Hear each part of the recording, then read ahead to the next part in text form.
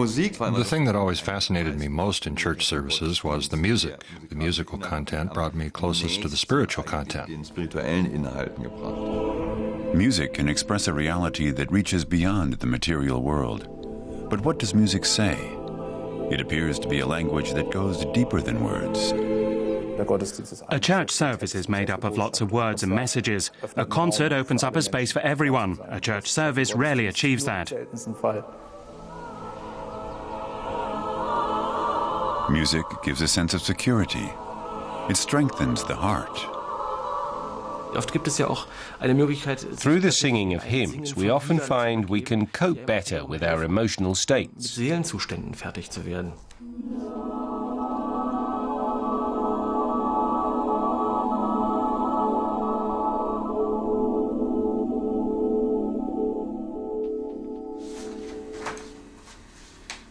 The composer Frank Schwemmer, the saxophone player Uwe Steinmetz, and the choir master Klaus Martin Pregot work with sacred music.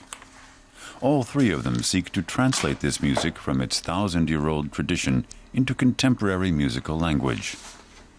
Klaus Martin Pregot is currently working on an ambitious project for the German Lutheran Church to be completed by 2012. Wir haben für das nächste Jahr ein Projekt angestoßen, 366 plus 1. Next year we have the project 366 plus 1, Church Sounds Throughout the Year. It starts in Augsburg on January the 1st, and the group will tour the whole of Germany, finally reaching Zittau on December the 31st. And for each of the 52 weeks we've chosen a song that is an especially expressive Protestant hymn. These range from traditional songs to modern ones. Liedern, die neu entstanden sind. Music and singing have always played an important role in Protestantism. Martin Luther himself composed many hymns. In A Christmas Carol he wrote, "Glad tidings of great joy I bring, whereof I now will say and sing."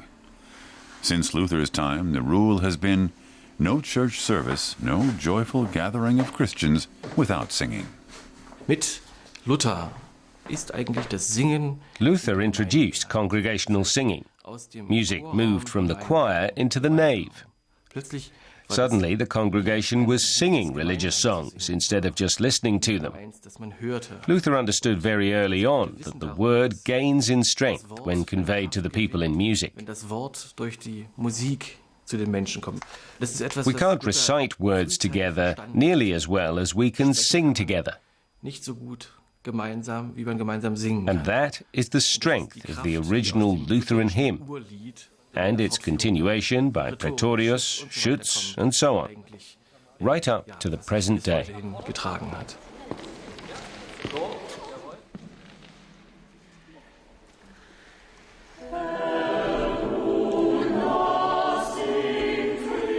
Johann Sebastian Bach's chorale, Herr, nun lass in Friede, performed by the Lilienfelder Kantorei Berlin and the saxophonist Uwe Steinmetz.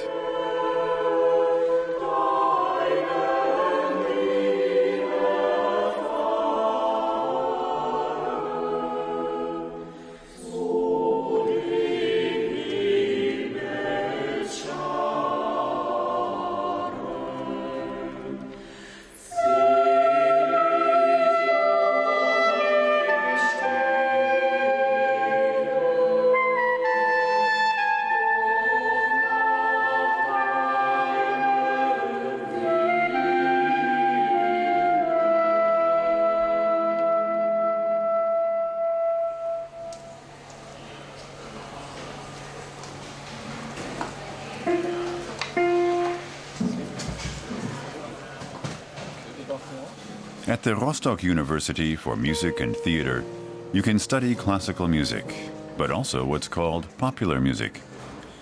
When Uwe Steinmetz isn't on tour, this is where he teaches. Some years ago, his preoccupation with the freedom of improvised jazz resulted in his conversion to Christianity. It was his discovery of religion. In our culture, sacred music is music that was composed in churches and is still sung in them today.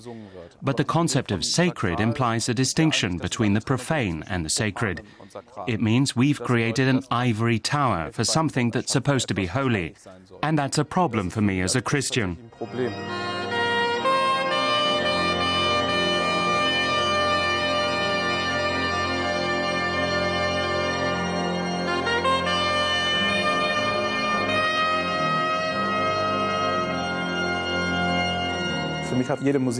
I think all music has the potential to be sacred. It depends on me, on the personal process I'm going through as a believer. In my case, how I search for greater unity between my religious life and my musical life.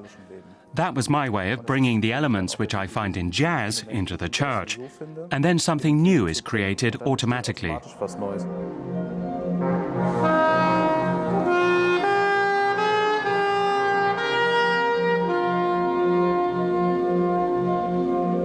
Because the context is different, something sacred occurs. Steinmetz believes that every human being shares in God's creativity. He says this is why music can make us receptive to faith. The power of music lies in its breadth. Music and the sacred structure in a church context provides room for the word to have an effect on you.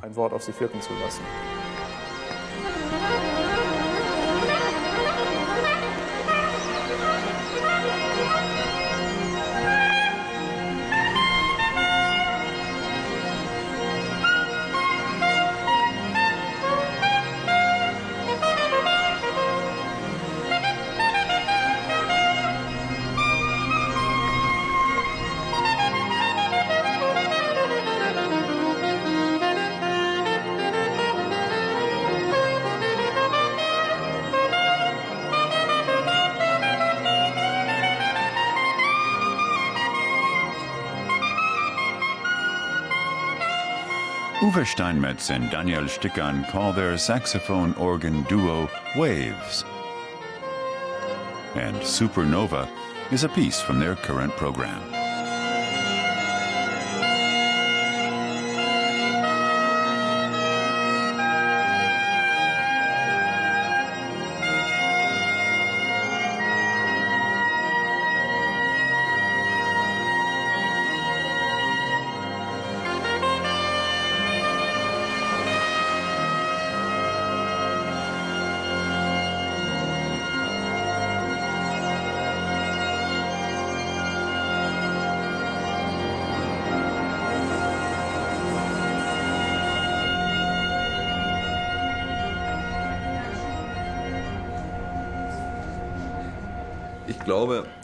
I do believe that music can have sacred content. I can produce a certain form of tranquility in music that verges almost on silence. I can produce certain forms of mantra-like repetition, which can certainly lead to a kind of meditation or prayer. So I do think that there is something in there that is independent of traditional melodies and rhythms, and which we can call sacred. Tradierten Melodien und Rhythmen Inhalte gibt, die man als sakral bezeichnen kann. What's important to me is the praise of the Creator, or of a creative spirit, that prayer crystallizes. And I never stop asking whether my prayer was also the prayer of the listener. Ob mein Gebet auch das Gebet des Zuhörers sein kann. Schwemme is one of the most important composers of his generation. He views Christianity and the Bible as part of his cultural heritage. For him, sacred music opened the door to that legacy. He now composes operas that are performed internationally. But again and again, he returns to sacred music. Sacred music, as such, is a relatively modern invention. There was no such distinction in most cultures until a few thousand years ago. Every form of sound was natural sound, and therefore naturally an expression of the divine. So this distinction between the secular and the sacred is very modern. sehr neuzeitlich und selbst in dieser And even in this modern period, many composers have not observed the distinction. inhaltliche Trennung gar nicht vorhanden, sondern Both secular and spiritual lyrics have been set to the same melody, whether by Bach or by Telemann. an sich So the music itself didn't have any spiritual content. It was only the lyrics that made it sacred. der die Musik sakral gemacht hat.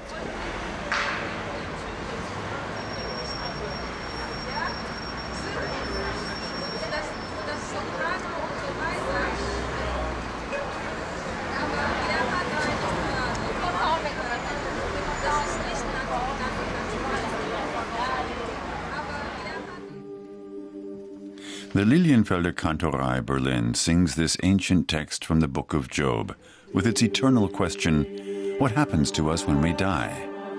Frank Schwemmer has given it a contemporary setting.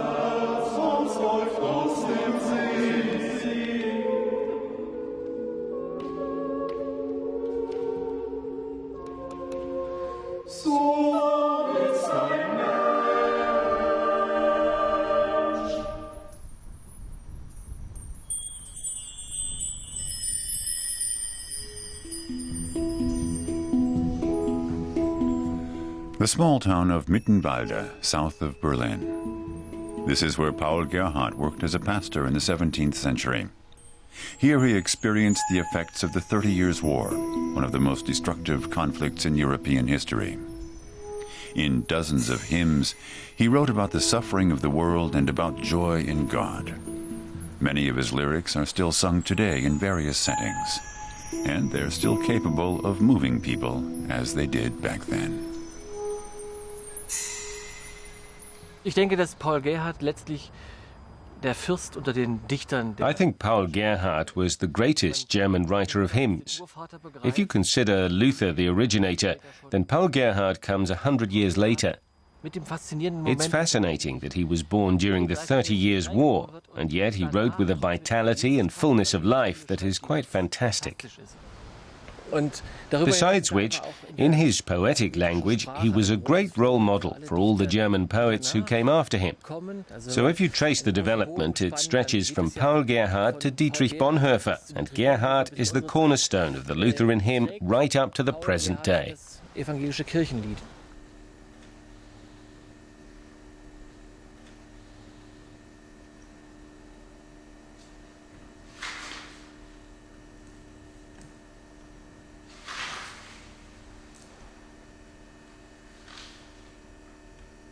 Wie soll ich dich empfangen und wie begegne ich dir? O Lord, how shall I meet you? Is one of Gerhardt's most famous hymns. It was set to music by his contemporary Johann Krüger. Here it's sung by the Vokalkonsort Berlin, conducted by Klaus Martin Brescott. Mir selbst die Fackel bei, damit was dich ergetze, mir kund und wissend sei. Dein Zion streut dir Palmen und grüne Zweige hin, und ich will dir in Psalmen ermuntern meinen Sinn. Mein Herz soll dir rühmen in stetem Lob und Preis und deinem Namen dienen, so gut es kann und weiß.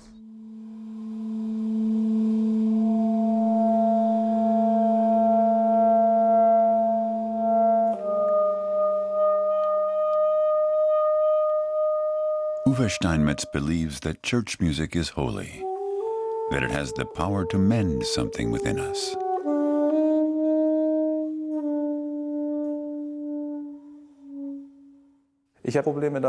I have a problem with playing pieces that don't convey a sense of brokenness. That's part of my respect for the church's musical tradition.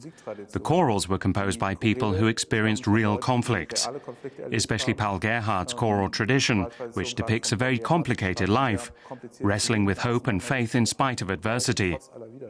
So I can't go into the places where Paul Gerhardt is sung and simply sing a love song which doesn't have this sense of brokenness. But the most important factor is how I deal with it and transport the whole reality into those places.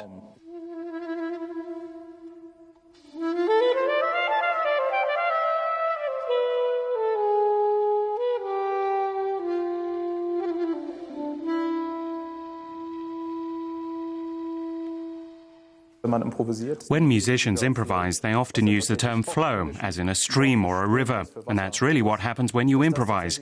It's as if you were immersed in a stream, as if you were swimming, sometimes even against the current. It's a very physical experience.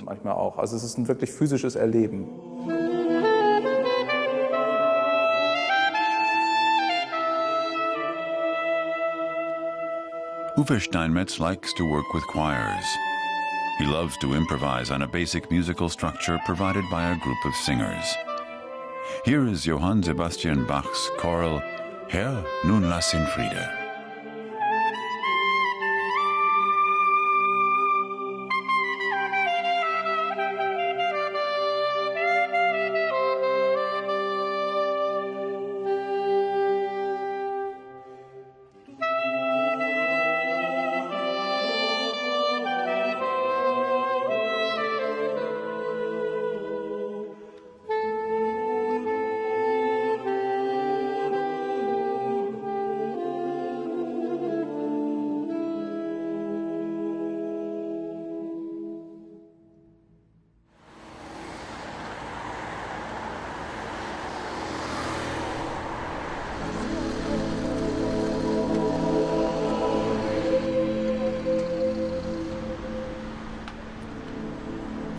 Music probably originated thousands of years ago in cults and rituals.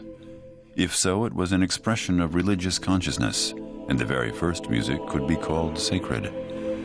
Rituals still play an important role in modern society, and music is a part of ritual. Well, what about techno and house, for example? Are they sacred? At first, that seems ridiculous. But when you put them in context, for instance, when you relate them to Sufism, dervish dancing, and so on, perhaps they are sacred in many aspects. They have something cultic, something ritualistic about them, something to do with ecstatic dance. And in that respect, they may also be sacred. Und Ekstase zu tun hat und vielleicht in dieser Hinsicht auch sakral.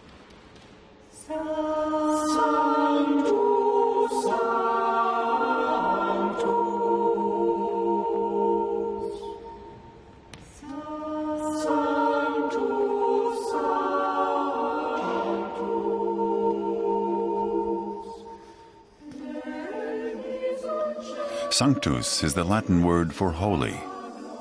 It's also the first word of one of the oldest chants or prayers in the Christian liturgy. As a key element of the Mass, the Sanctus has frequently been set to music by composers throughout the ages. Here, the Lilienfelder Kantorei Berlin, conducted by Klaus Martin Bregot, performs the Sanctus in a setting by the Swedish composer Jan Sandström.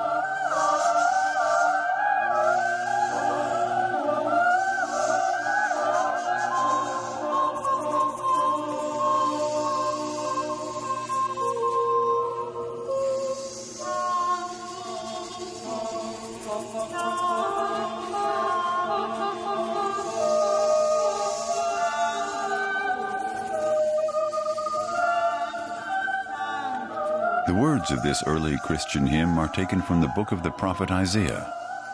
Holy, holy, holy, Lord God of power and might, heaven and earth are full of your glory.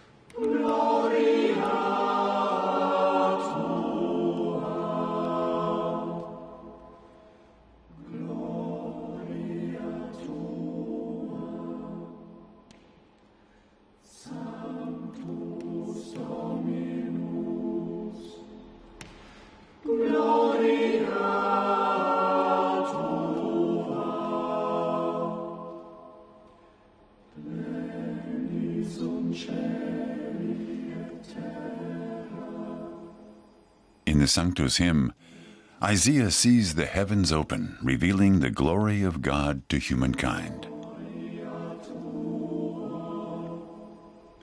When human beings sing, they transcend themselves. Earth unites with heaven. Intoning the Sanctus, humans stand together with the angels and saints before the throne of God. For a few moments, they experience heaven on earth.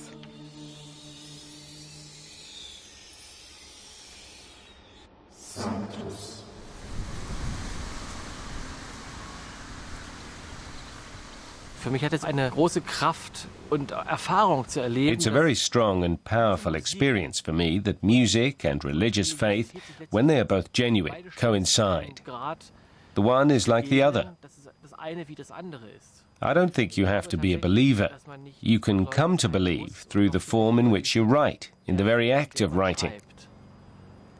You are so involved in what you're doing that a symbiosis occurs between what some people call religious faith and others call art.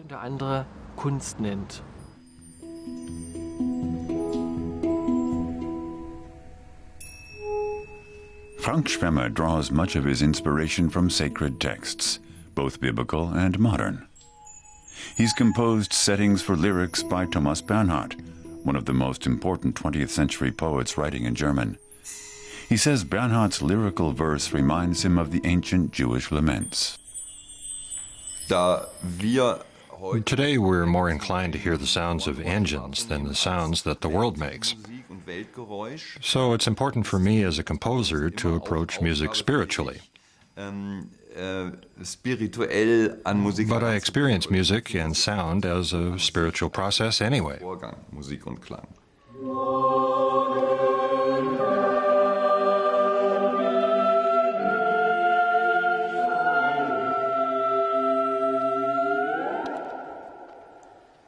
Morgen, Herr, bin ich bei dir. A poem by Thomas Bernhard, arranged for choir by Frank Schwemme.